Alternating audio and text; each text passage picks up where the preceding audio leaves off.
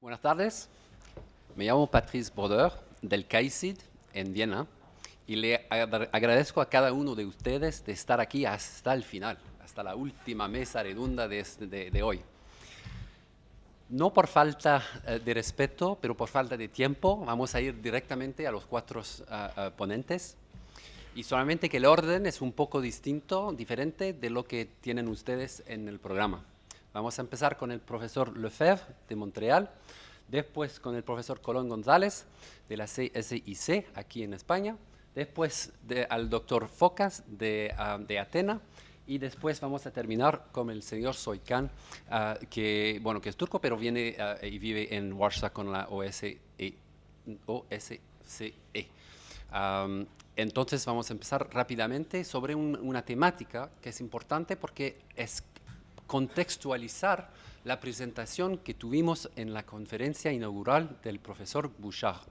Esta comisión en Quebec, hay otros países o regiones de países que hicieron comisiones también. Entonces nosotros lo que queremos hacer es una comparación de estas comisiones al nivel metodológico, teórico, de las recomendaciones y también al final de los impactos también, o la falta de impactos de estas comisiones. Ese es el trabajo que nosotros tratamos de comparar en esta mesa. Entonces empezamos con la profesora Solange Lefebvre, por favor. Muchas gracias, Patrice. El Observatorio del Pluralismo Religioso en España es muy interesante, muy útil para mí, muy impresionante. Muchas gracias por invitarme a este seminario. So now we'll speak English. So yes, this is my project. It's a team project on public commissions in 4 countries, but we include more reports. So it's, of course, the Bouchard-Taylor report, 2 Belgium reports that were elaborated during the years 2000, Britain and France, but there are many others we are taking into account. So this is my institution. But first, I would like to mention, since this is a session on comparative projects, I guess you know in Spain that there are many, many comparative projects on religious diversity all over the place, I would say, in Europe, in North America, in South America, and elsewhere. So I'll give you just a few examples of major programs. You must have heard about the Religion and Society Research Program. It was directed by Linda Woodhead in Britain. They had many projects. Among them, I should mention one very interesting on multi-faith space. It's an architect who was the director of the project. And Linda had more than 18 million euros to distribute to the best projects, the lucky one, the lucky one in Britain. So it's now they finished about 2 years ago, but on their website you can find many, many results and all sorts of magnificent projects on all kinds of topics on religious diversity. The second great example, and they included Spain in their comparative study, is Religare. It was chaired by Marie-Claire Foblet from Belgium, and they finished about a year ago. It's many projects, but it was meant to produce one report at the end. So I will a little bit comment about this a little bit later, but it's a very, very important project, and as well you can find the results and all. They are still publishing and achieving their collective books, but very extensive comparative projects of 9 or 10 countries, including Spain. Third example is the impact of religion in Sweden.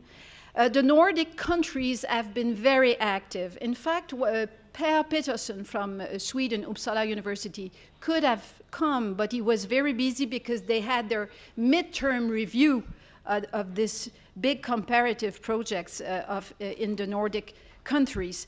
And this is a Canadian project.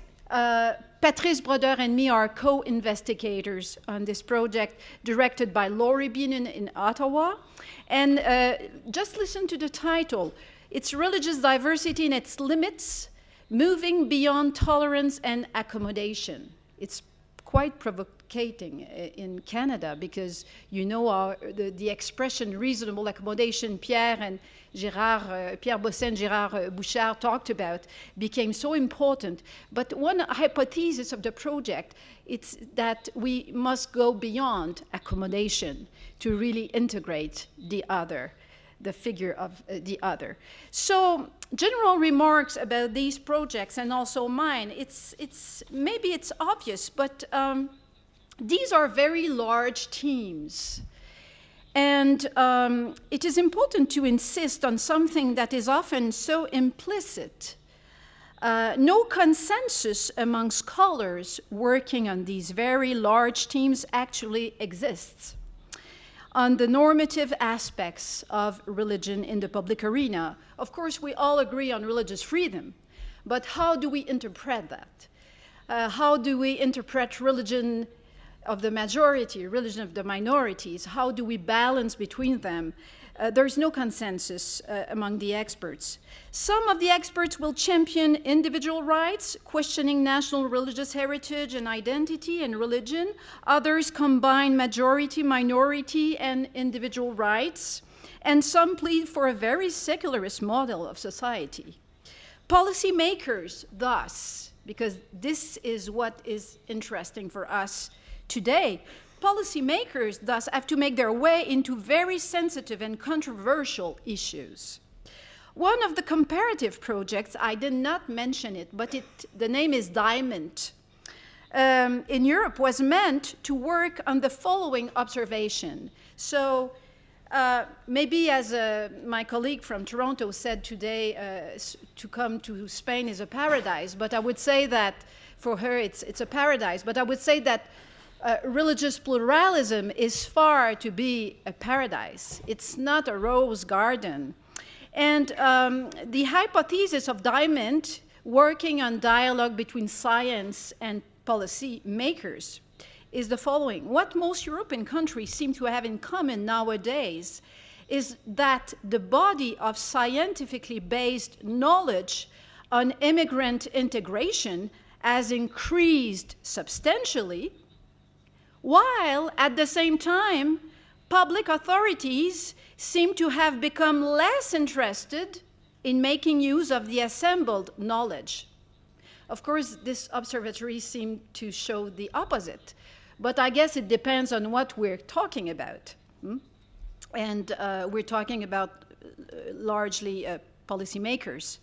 A possible reason for this is the gradual intensification of the public debate on the migration integration issue, thus leading to its politicization not only at a national level, but also at an institutional EU level. And I would say the same thing in Canada. In Quebec, the actual debate on the charter shows that. There's a big rupture between scholars and policy makers presently. So what about my project?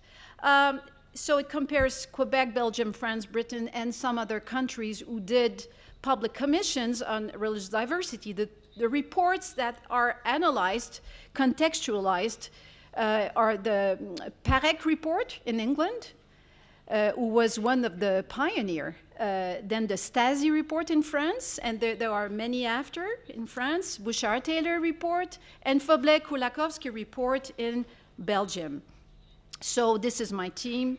We have collaborators for many countries, and Foblet, who co-chaired in Belgium, and also Tariq Modud, who was an advisor at the Parek Commission, are collaborators.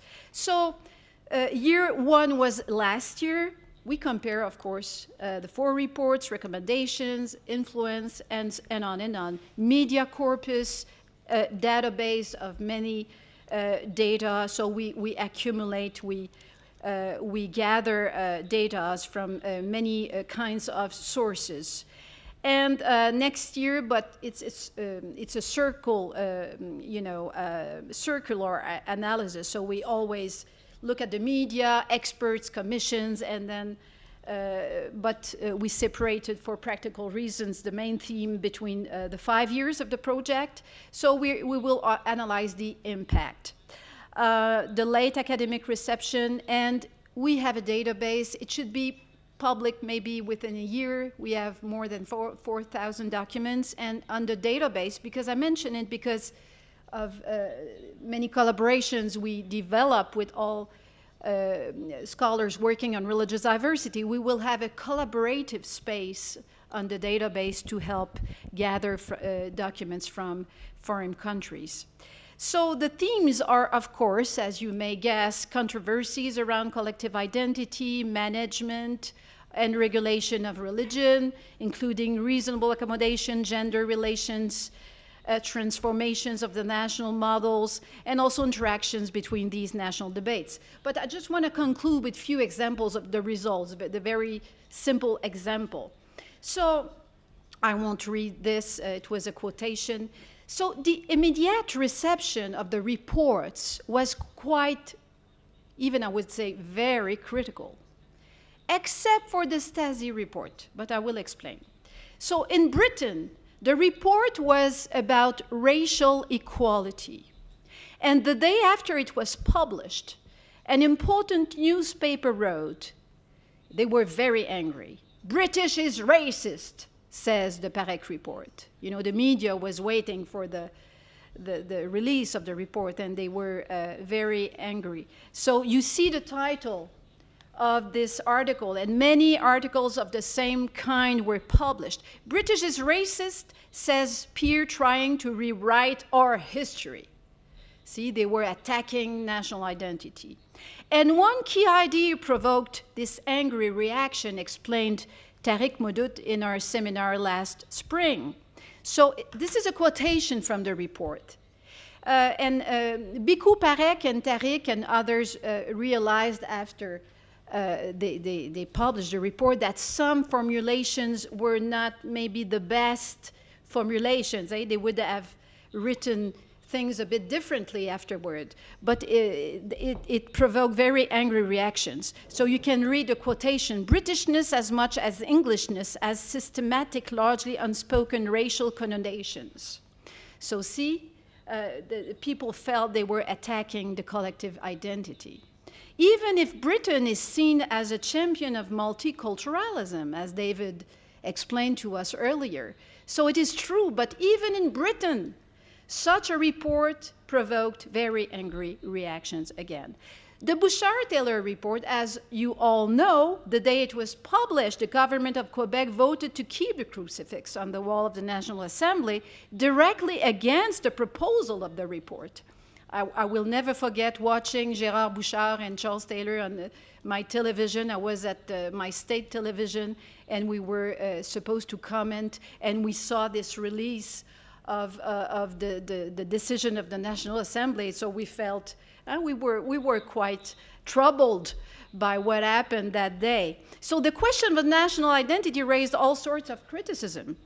The Belgium report received a radical rejection in the public opinion also. So, Mr. Bouchard, it's to encourage you.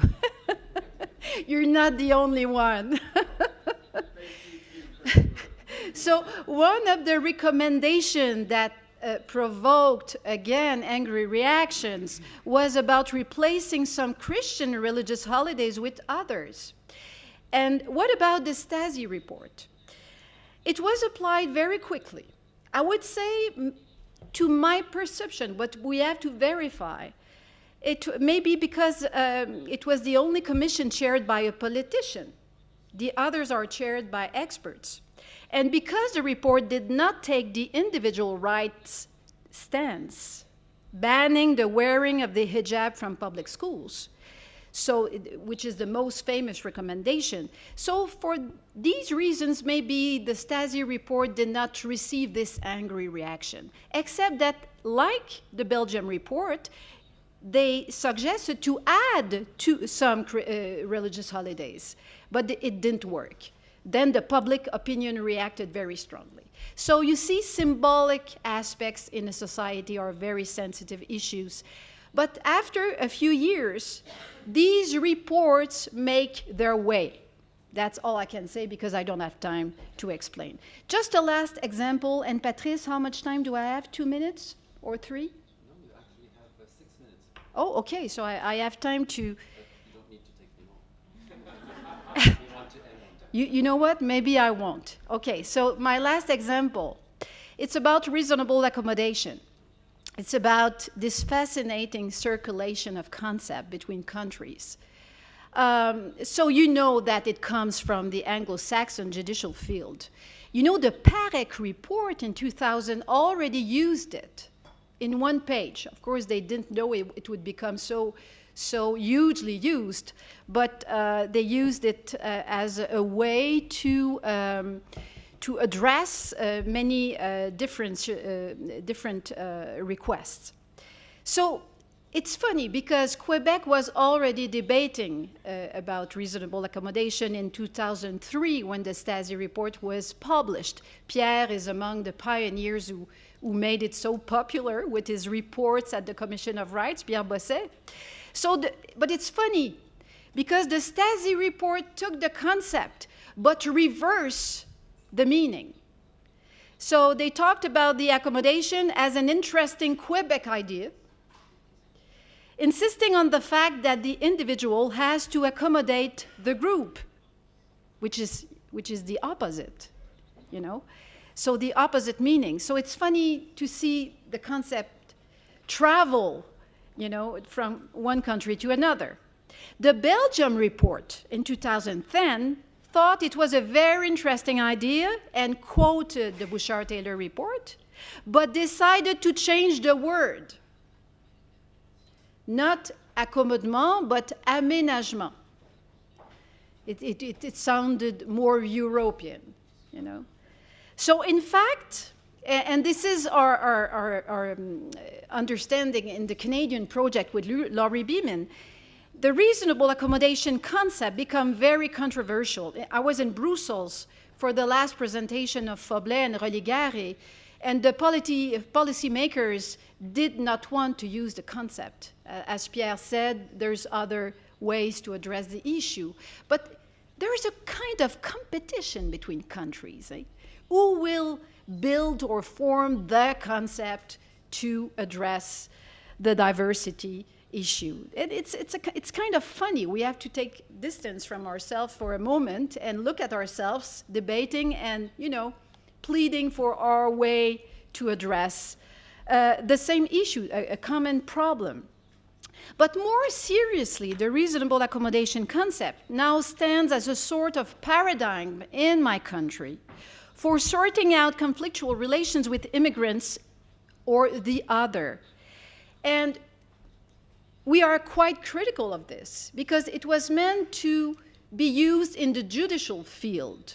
We thought it, so on the ground, in daily life, we would say adaptation. The Bouchard-Taylor report suggested something else. But in reality, the word, the concept became a new paradigm for integration, which is very problematic. So we kind of lost control of the concept. So it's one example of the kind of analysis we're making now to see how concepts travel, how their meaning change from one country to another, and how the public opinion is taking them and transforming them also through the media, prism, and also through the use of the ordinary people. So this is it, Patrice. So muchas gracias.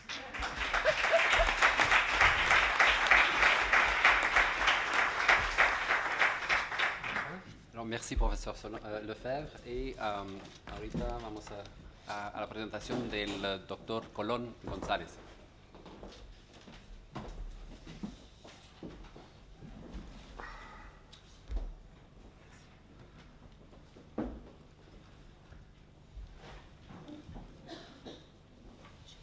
Okay. Bueno, buenas tardes y muchas gracias por haber contado conmigo para este seminario. Yo sencillamente voy a ocupar poco tiempo, sencillamente voy a presentar el trabajo de una red eurocanadiense de investigación que está en curso y que termina dentro de un año. Es una red que lleva por nombre, bueno, por acrónimo RECODE, es el acrónimo de Responding to Complex Diversity in Europe and Canada, es decir, respuestas a la diversidad compleja en Europa y en Canadá. Y especificar, para los que conozcan las sutilidades de los sistemas de investigación en Europa, que es una red, no es un proyecto de investigación, lo cual quiere decir que los fondos que manejamos no sirven para financiar directamente investigación, sino para poner en contacto, enlazar y lograr hacer desarrollos teóricos entre grupos o personas que tienen sus propios trabajos de investigación o sus propias líneas de investigación. El enfoque del proyecto ha sido por eso, está financiado por la European Science Foundation, en él participan 13 países europeos y Canadá es un socio externo, lo que impone algunas condiciones en la forma de funcionar. Yo formo parte del comité directivo y además gestiono con un colega suizo, mi colega Gianni D'Amato, coordino la sección sobre diversidad religiosa. Entonces, este no es una red que se dedique exclusivamente al estudio de la diversidad religiosa, sino que inscribe la diversidad religiosa, el estudio de su gestión y cambio histórico, en un contexto social mucho más amplio, en términos históricos, que es lo que nosotros hemos dado y hemos llamado el tránsito desde la diversidad simple de la primera modernidad, es decir, las tensiones sociales que giraban en las viejas sociedades industriales en torno a la concentración del poder territorial, la participación política, la secularización del Estado y la ampliación de los derechos políticos y sociales. El tránsito de esa vieja diversidad simple de la sociedad de clases, de los estados nacionales, a lo que hemos llamado la diversidad compleja de la modernidad tardía, de las sociedades postindustriales, que a grandes rasgos se caracterizaría por el entrecruzamiento de esos ejes, de varios ejes de tensión, ahora señalaré cuáles son los que hemos seleccionado, su pérdida, la pérdida de estas cleavages o parteaguas del anclaje exclusivo en el Estado nacional, y también se caracteriza este nuevo tipo de diversidad por la aparición de nuevos actores sociales que formulan nuevas demandas de legitimidad política en muchos casos. Entonces, el proyecto, esto es la página web, se ha concentrado en cuatro, no se ven aquí las cuatro bien, bueno, en 4 capítulos, perdón que vuelva ahí.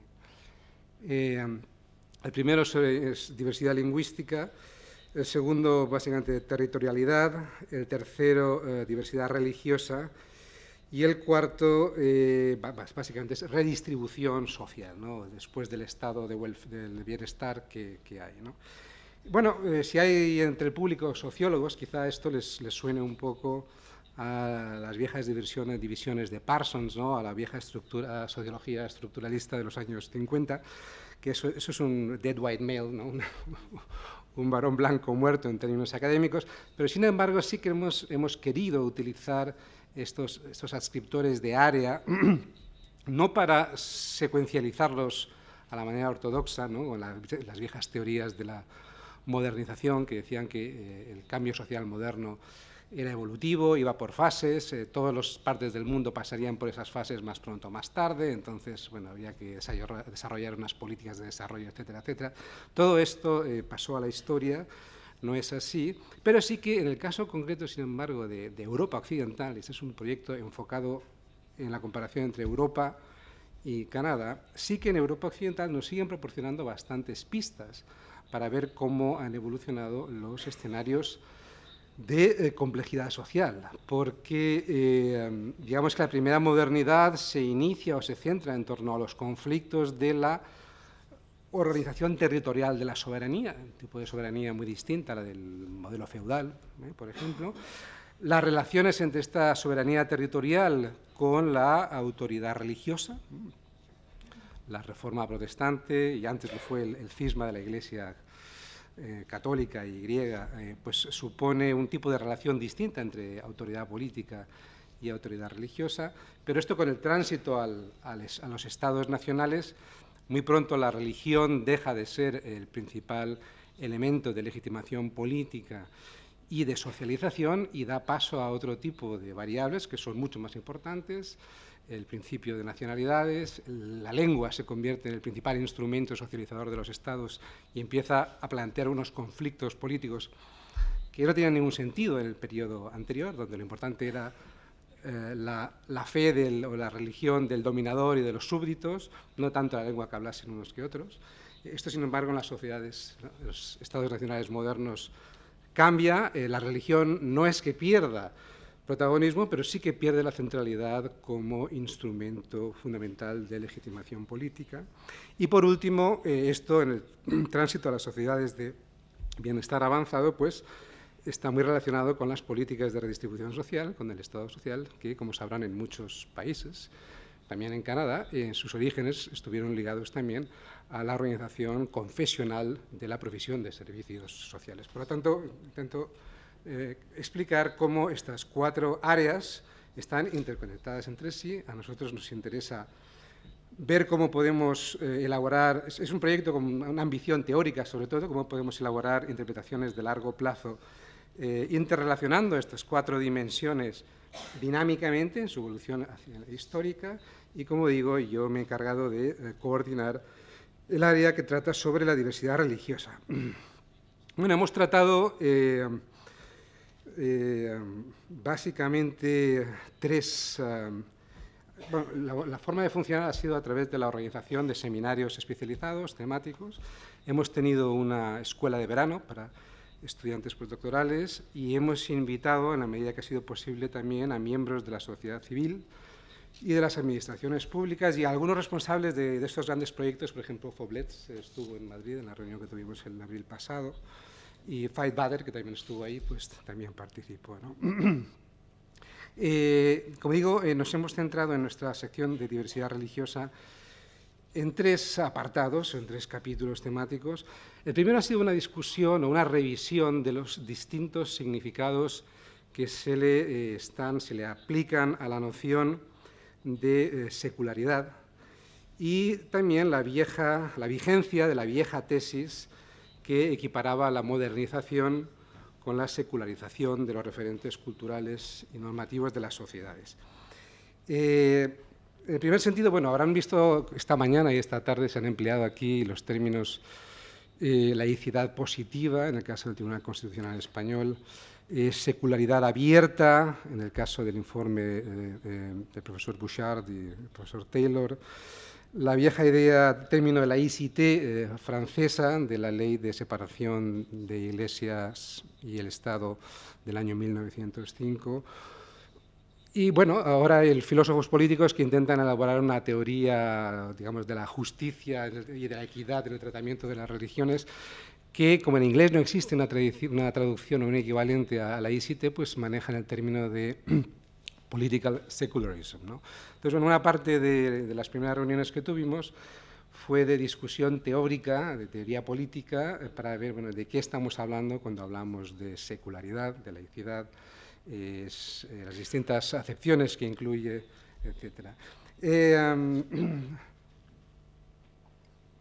Aunque sería un poco pretencioso hablar de que hemos llegado a grandes conclusiones, y de hecho tampoco ha terminado la red, lo que sí que es cierto es que hay una gran coincidencia en toda la literatura sobre este tema y en las discusiones que hemos tenido en el seminario, en que la versión tradicional vieja de la teoría de la secularización, eso es papel muerto, es papel mojado, o sea, no tiene ninguna...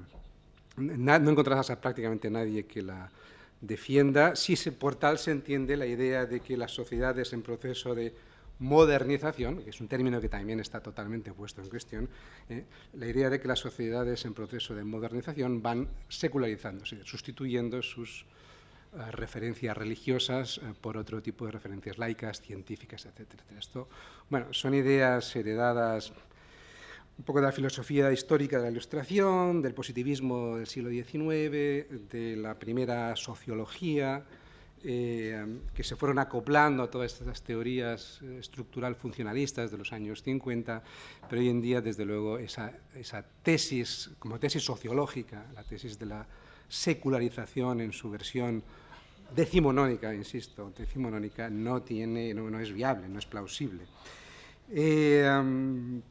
De hecho, en otras partes del mundo, evidentemente, por otro lado, era supremamente eurocéntrica, además literalmente, porque Norteamérica y ni siquiera América Latina respondían a lo que autores como Comte o como Brodeur o Marx, en fin, o los primeros padres de la sociología estaban tratando de describir en Europa. Y en la actualidad, justamente lo que estamos viendo es que en otras partes del mundo, que no son Europa ni Norteamérica, pues hay procesos intensos de movilización social que aspiran en unos casos a ampliar la participación política y en otros casos a monopolizar su ejercicio. Pues muchos de estos movimientos se están haciendo bajo referencias de tipo religioso. Hay por ahí gente que debate si la llamada primavera árabe es un tipo de modernización árabe o no. En fin, son cuestiones un poco bizantinas. Lo que es cierto es que las referencias religiosas siguen siendo agentes de movilización de primer orden en muchas sociedades del mundo. Ahora bien, matices. Esto tampoco significa lo contrario, la tesis contraria, es decir, que estemos asistiendo a un reencantamiento del mundo, ¿no? Max Weber habló del desencantamiento del mundo, pues no es que estemos volviendo a un reencantamiento religioso del mundo. De hecho, la legitimación religiosa del poder político o la legitimación, perdón, del poder político en términos fundamentalmente religiosos no es un fenómeno que tenga perspectivas plausibles de retorno histórico en Europa. Eso no está volviendo la religión en ese sentido, ¿no? Las sociedades europeas occidentales siguen siendo, de hecho, fundamentalmente seculares en su percepción de las relaciones entre las instituciones estatales y las filiaciones religiosas. Lo cual no quiere decir que las adscripciones religiosas no sean capaces de coaligarse o de orientar determinados movimientos y determinadas opciones políticas. En ese sentido, la sociedad estadounidense, aunque nosotros no nos centramos en ella, pero es muy distinta, y eso, bueno, la literatura clásica sobre el tema lo ha señalado, es una sociedad muy distinta, ya que mientras que en Estados Unidos hay una estricta separación institucional entre el Estado y la religión, ese muro de separación, que fue como Jefferson interpretó en la primera enmienda de la Constitución, lo cierto es que la sociedad civil americana, estadounidense, está organizada en buena medida en torno a adscripciones religiosas o etnoreligiosas que se han ido amoldando al sistema, a medida que han ido llegando, apareciendo nuevos credos, se han ido amoldando al sistema estadounidense de denominaciones, ¿no?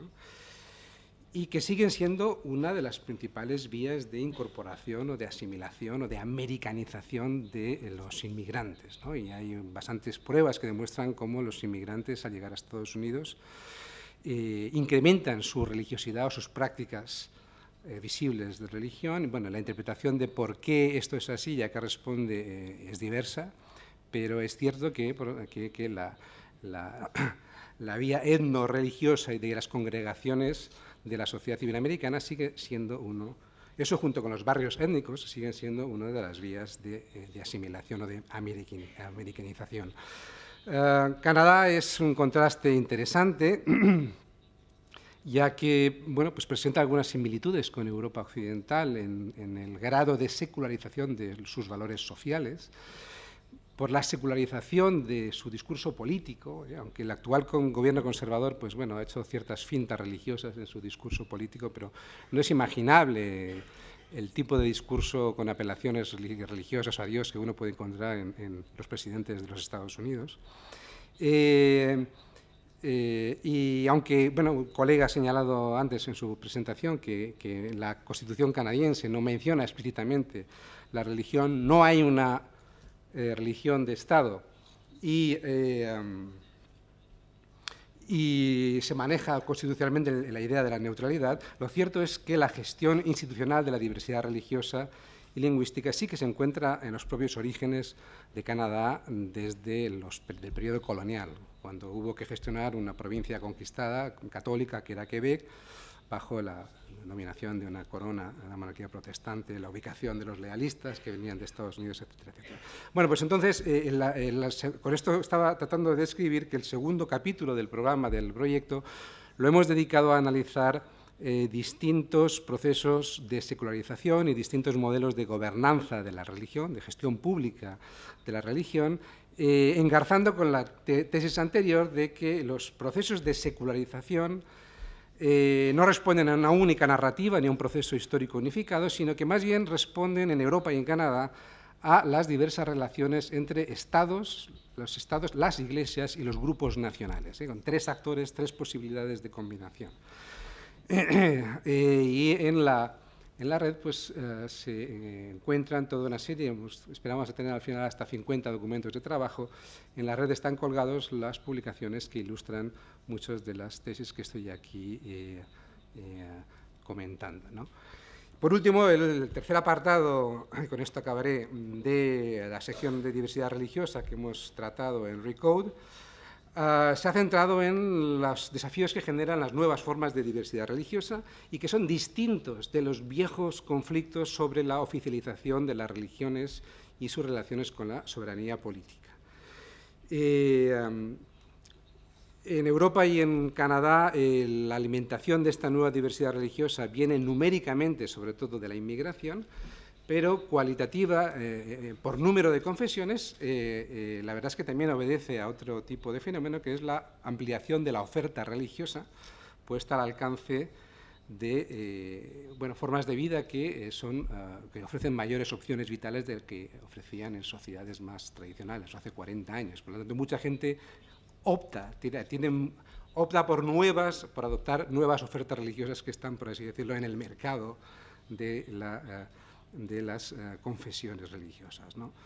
Sin embargo, el acoplamiento de la condición religiosa minoritaria a una condición étnica igualmente minoritaria en muchas sociedades ha llevado en algunos casos a intentar integrar la defensa de la libertad religiosa en las políticas antidiscriminatorias amparadas bajo el epígrafe del multiculturalismo, ¿no?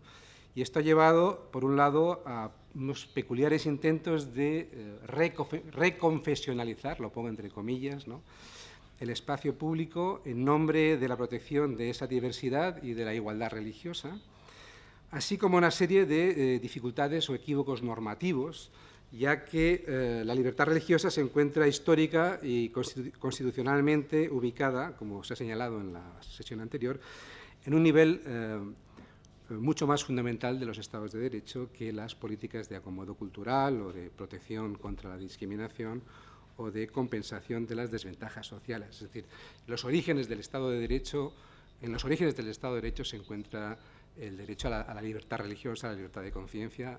Esto es así casi desde el siglo XVII.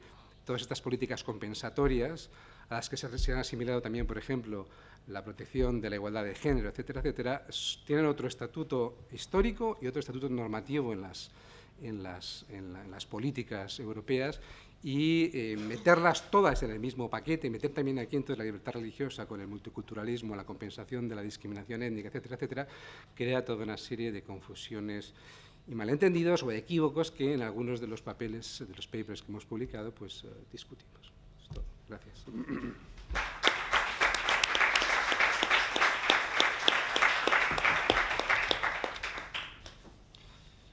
Bueno, pasamos a la doctora Fokas, por favor.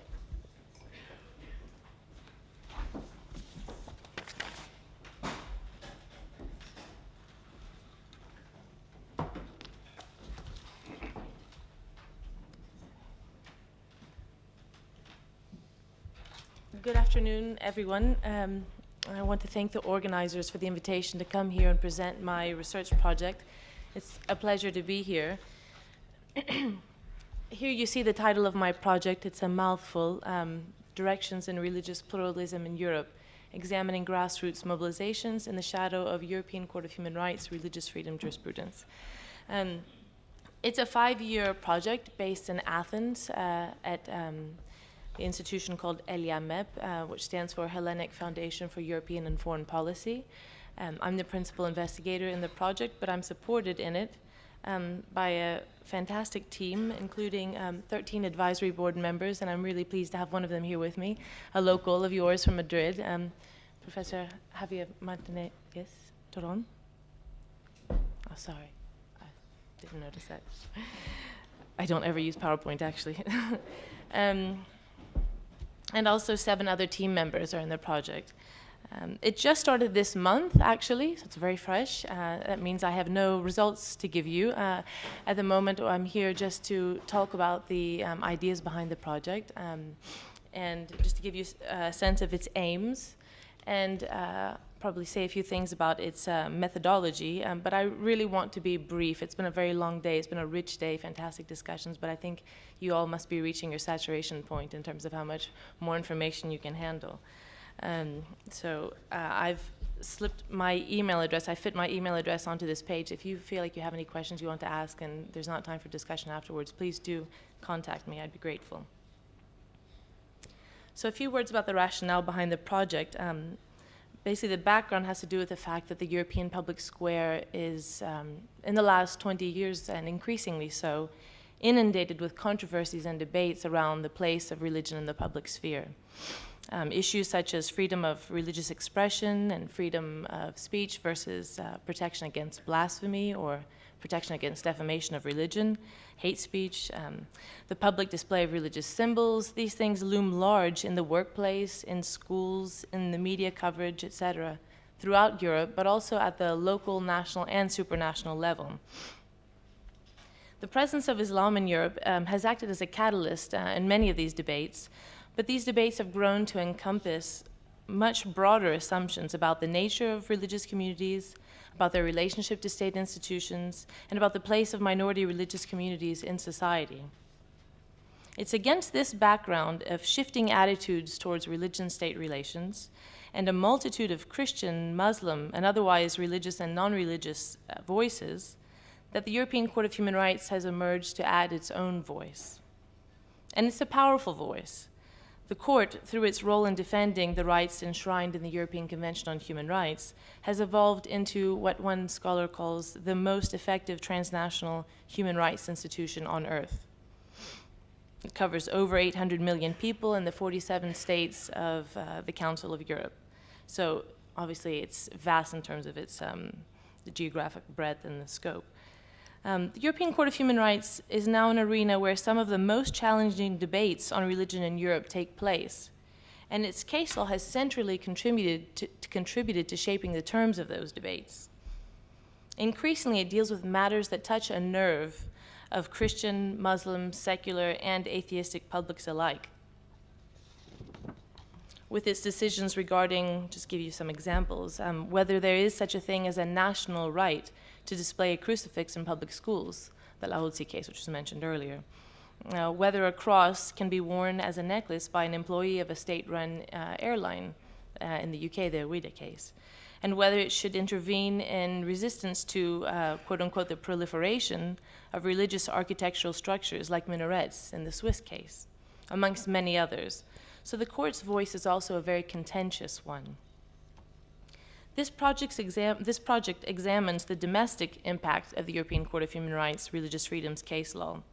Specifically, it explores the mobilization of local and national level actors in the wake of a number of high-profile European Court of Human Rights Religious Freedoms cases in order to determine the nature and the extent of European juridical influence on religious pluralism at the local and national level.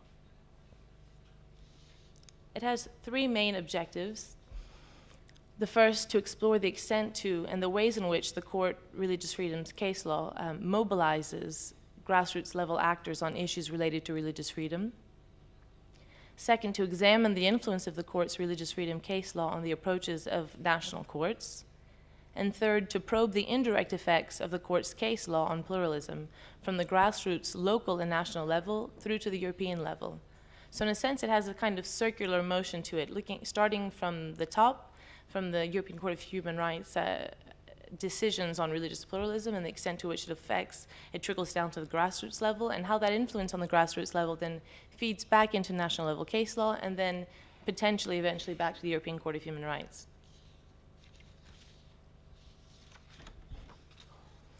There's a great deal of debate in legal scholarship over the ultimate influence of case law over issues which it targets.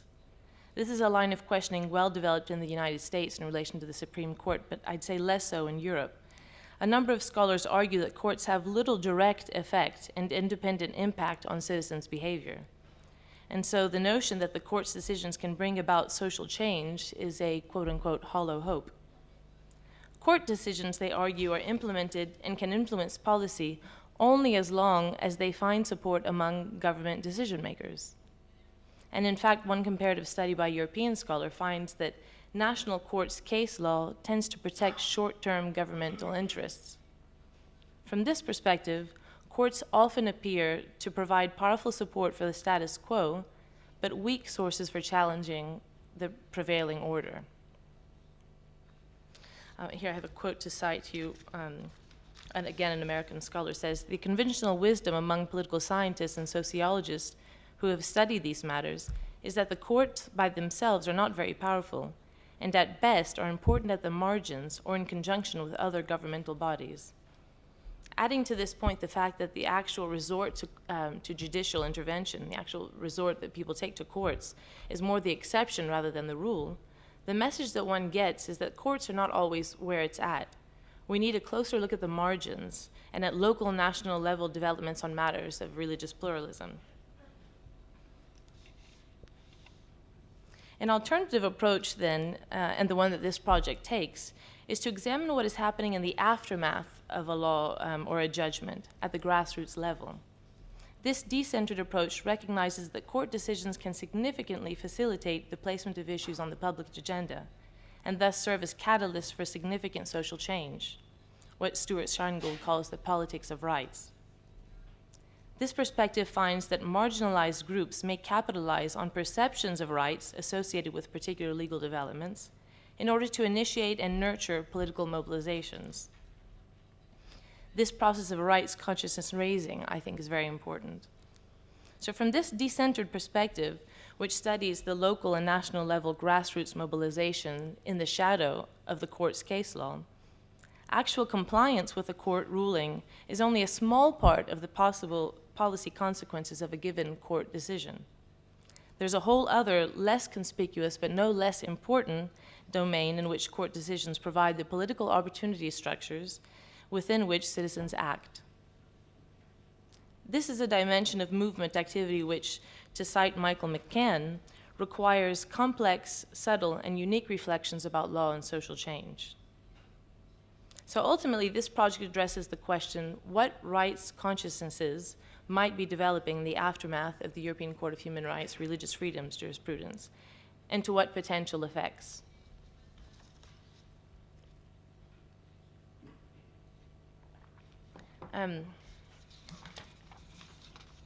I'd say that there are 4 principles or doctrines in particular which form a matrix from within which the court's decision elicit intense reactions at the local and national level.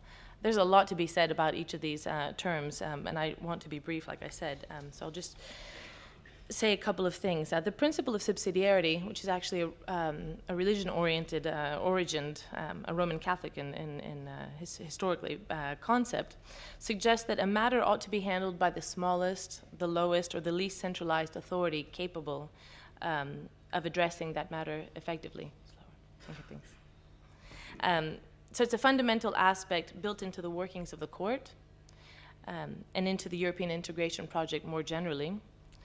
In the European Court of Human Rights context, the principle dictates that while certain standards must be universally observed by all contracting states, each state is, in the first place, responsible for securing the rights and freedoms that are protected by the Convention. So the second doctrine here, the margin of appreciation, is a tool developed by the court to help in this.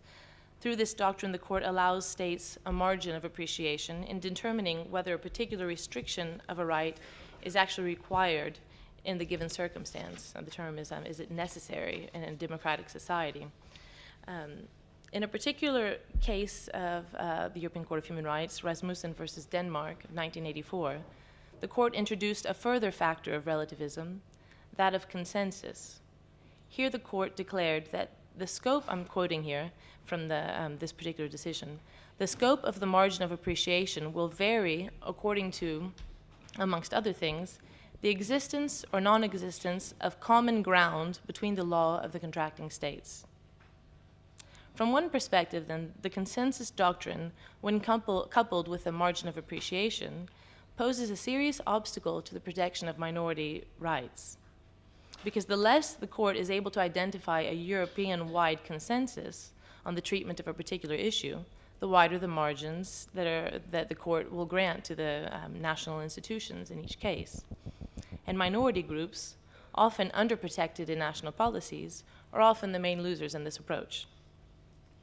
The variable applications of the margin of appreciation by the court on religious freedoms issues threaten to undermine, according to many scholars, but also to many publics, the court's commitment to pluralism, the final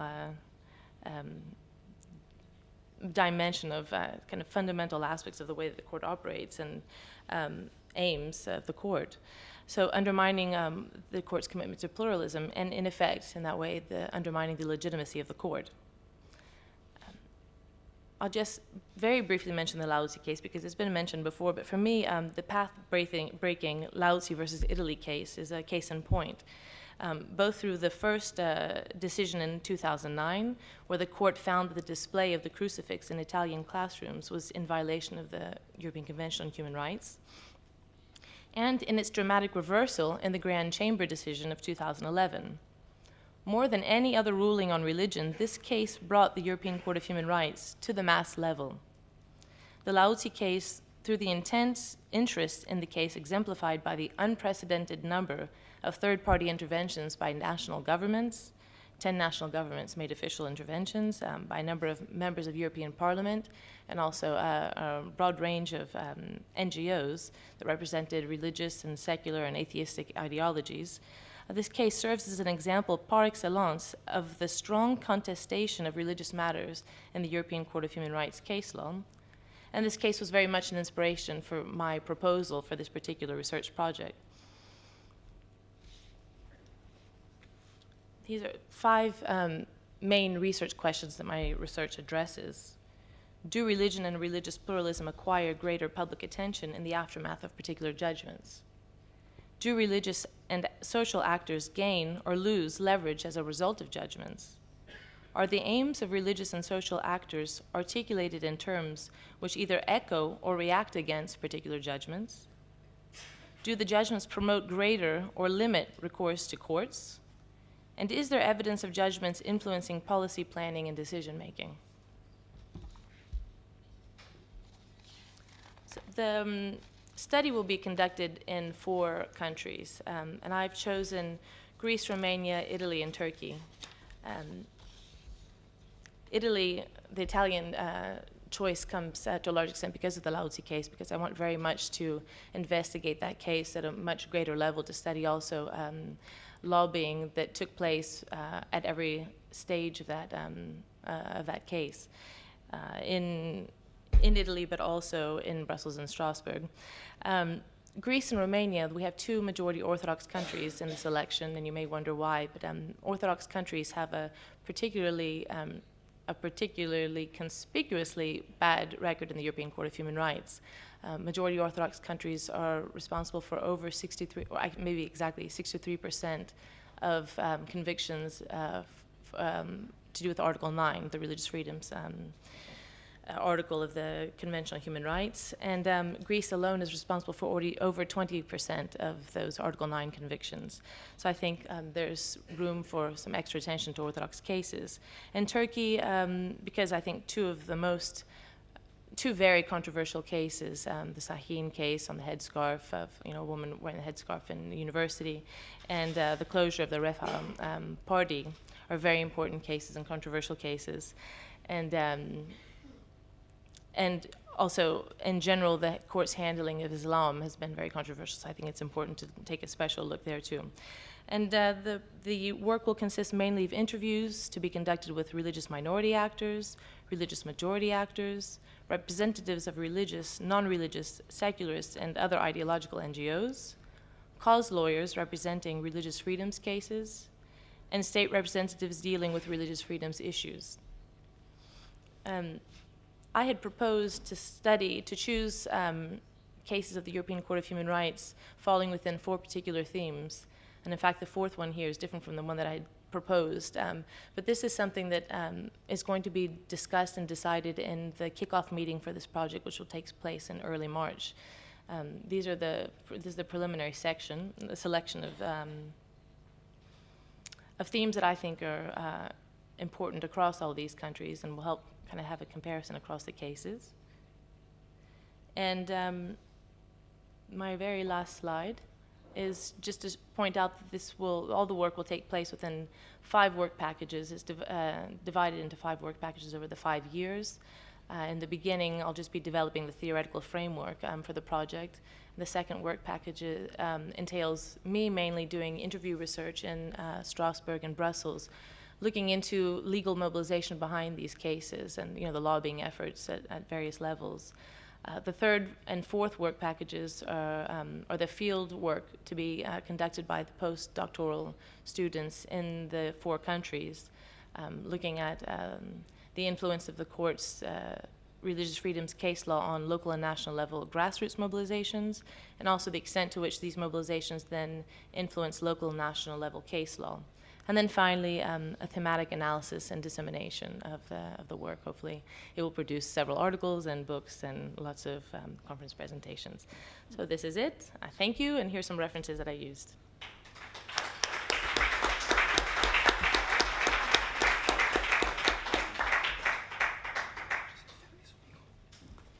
Muchísimas gracias. Thank you very much, Effie. As you've noticed, we've looked at some of the past academic work comparing different commissions, and this one was obviously looking into the future. And the next presentation is slightly different. It actually focuses on a particular kind of recommendation that emerges sometimes out of some of these commissions, but developed in an international organization based in Warsaw, and it's against sort of discriminations that we call Islamophobia. And so it's moving us from a more theoretical comparative analysis framework to a more practical best practice suggestion.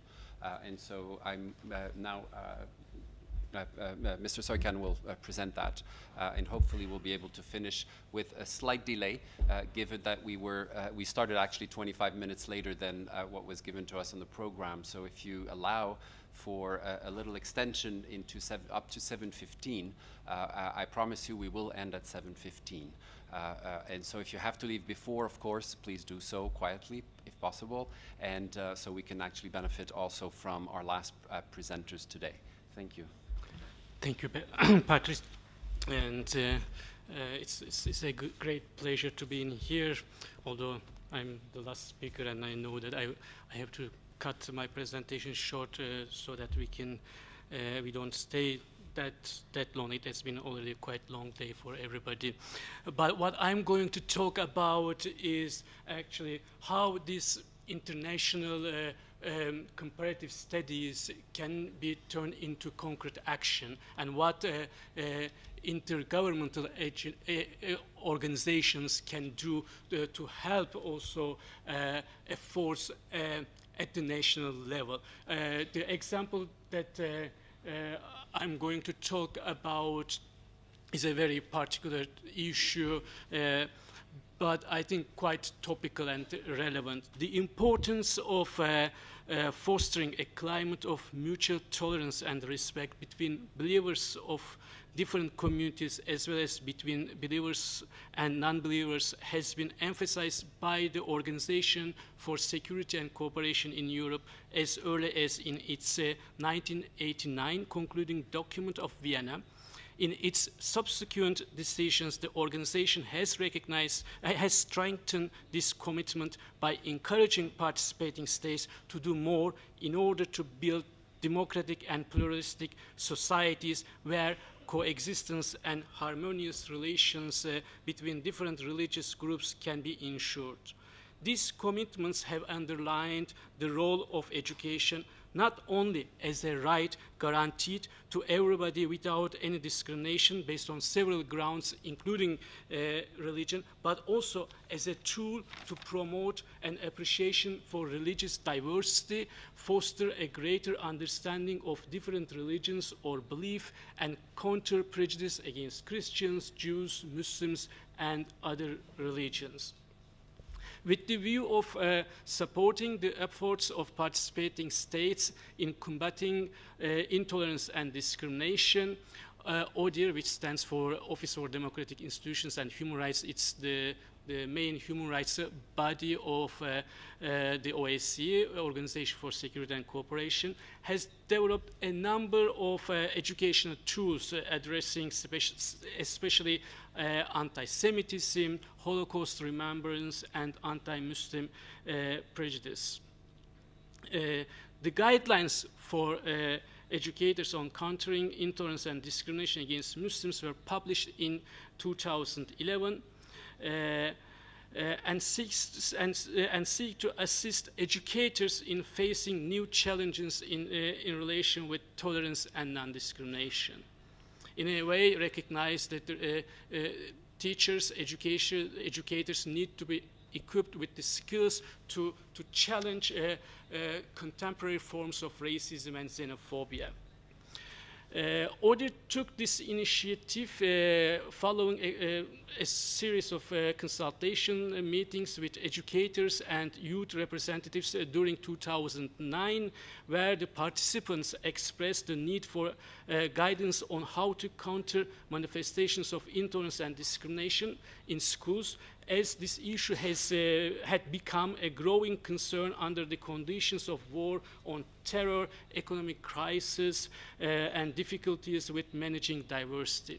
These concerns actually had been already recognized, acknowledged by the organization, the OSCE, in its decisions where participating states collectively rejected association of terrorism with any particular religion or culture, and condemned acts of hate crimes against Muslims and discrimination, and also acknowledged that the contributions of all civilizations should be recognized. We developed, after these consultations, we continued our consultation process also during the drafting process.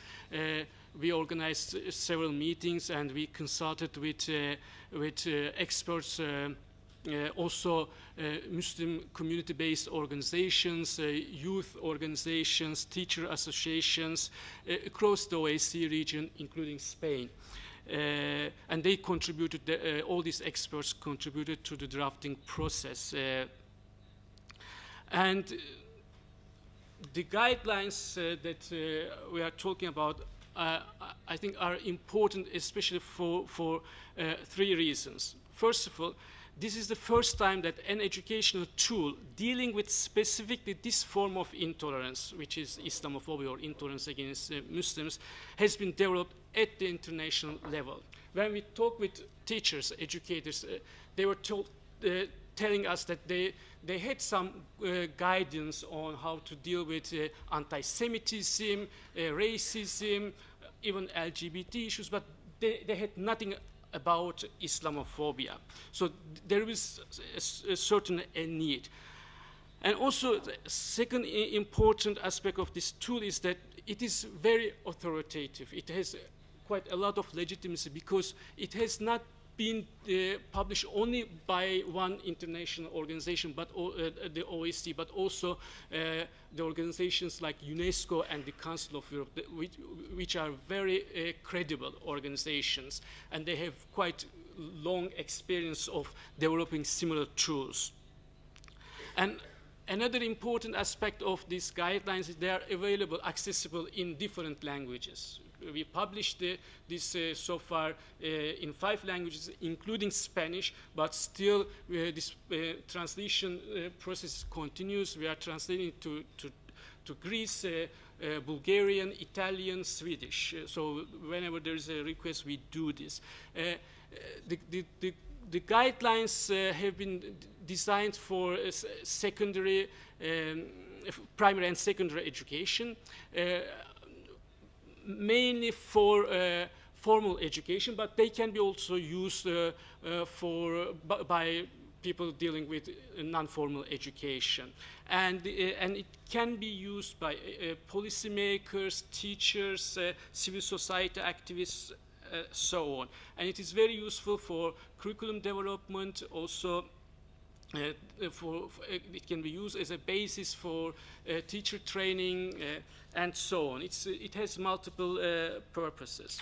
So now let me speak a little bit also about the content, the substance of the guidelines. The guidelines start with a description of what intolerance against Muslims entails and how it is manifested in schools.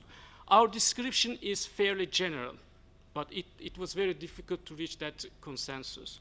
We basically said that discriminatory attitudes and behaviors towards individuals and property associated with Muslims and Islam are considered as manifestations of intolerance against Muslims. Nonetheless, this description acknowledges the difficulties in defining such a phenomenon.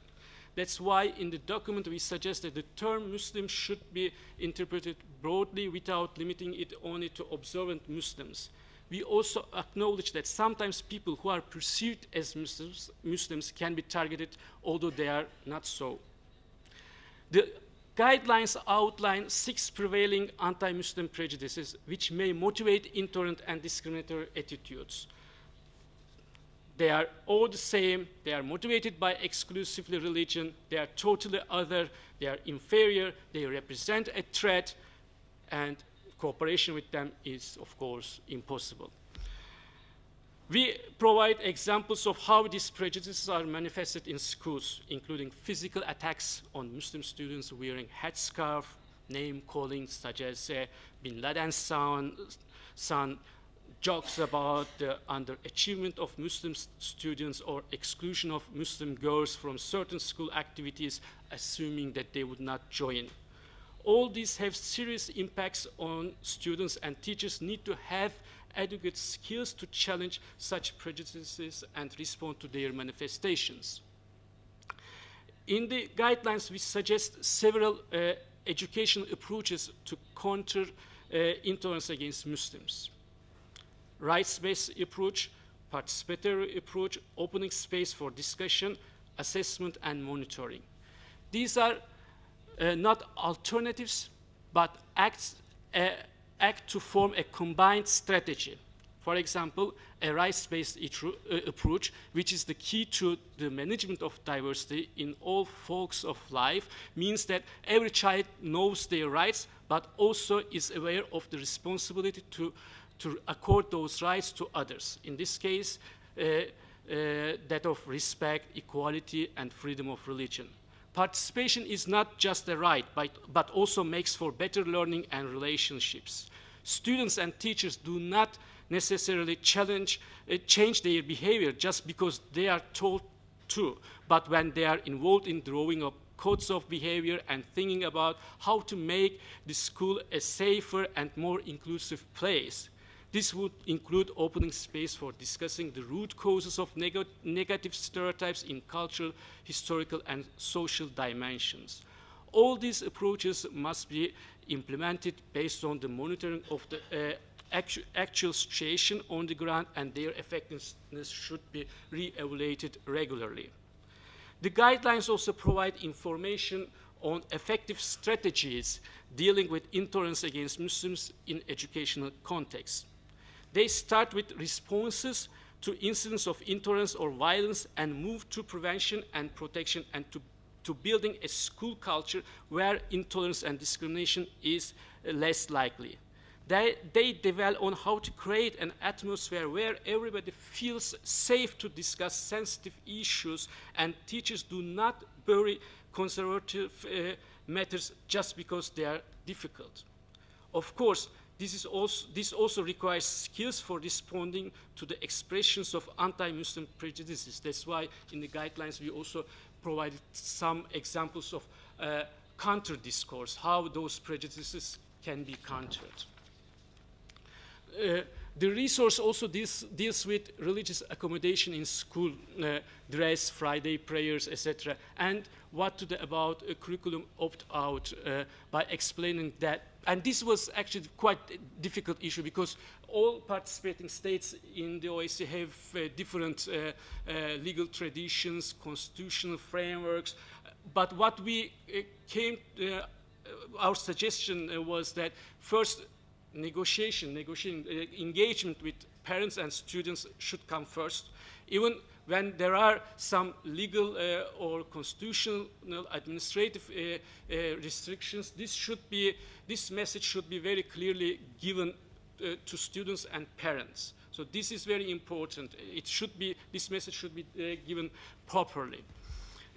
But also within those administrative and legal frameworks, educational authorities should do their best to accommodate the religious needs of different communities.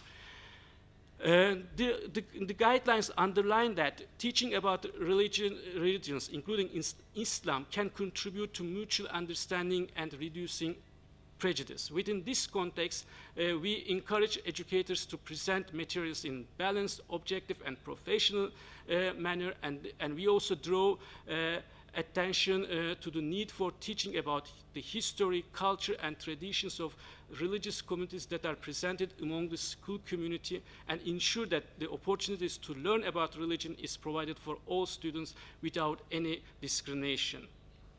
The guidelines also suggest that the curriculum on different religions should be developed in consultation with relevant religious communities, and teaching materials on religions must be free from bias.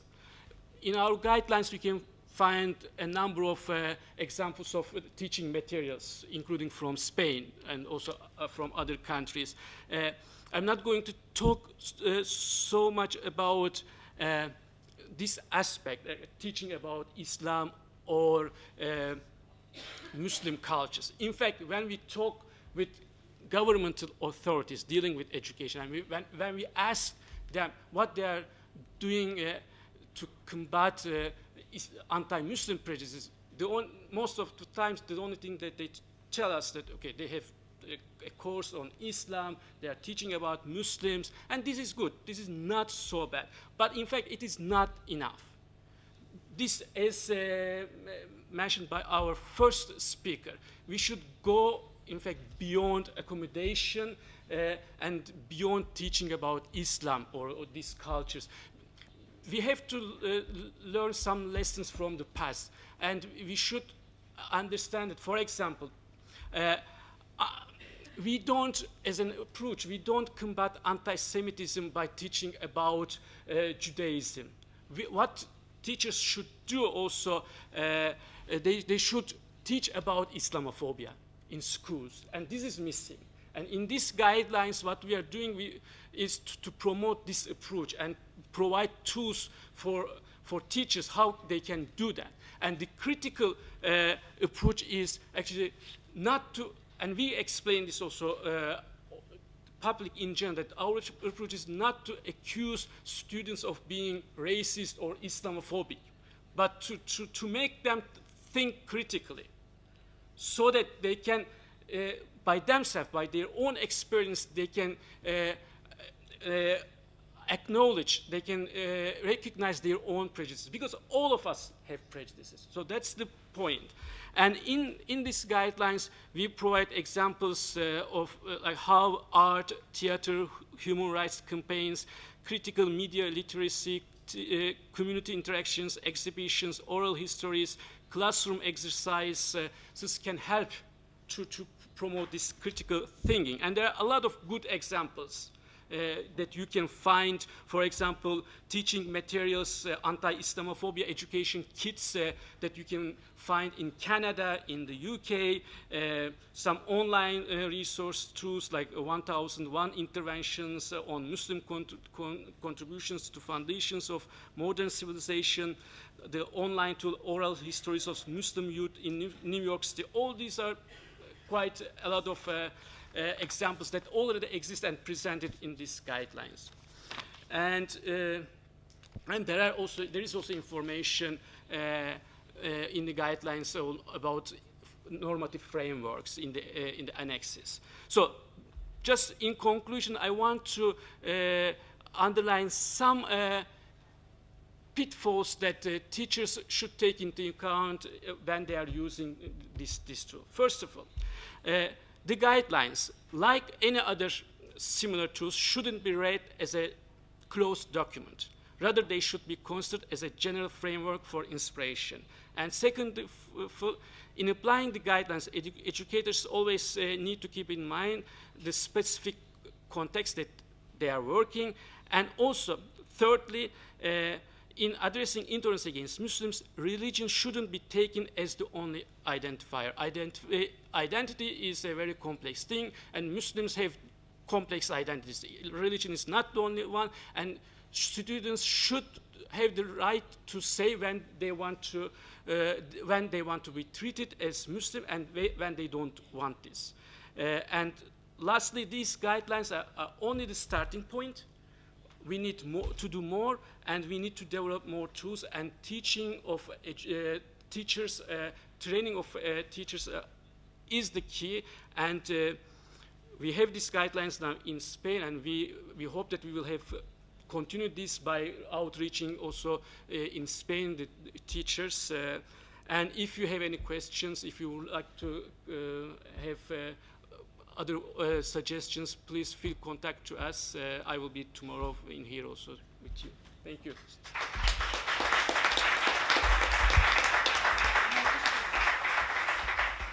Thank you very much, Mr. Soykan. We have 1 minute left to respect the 7:15.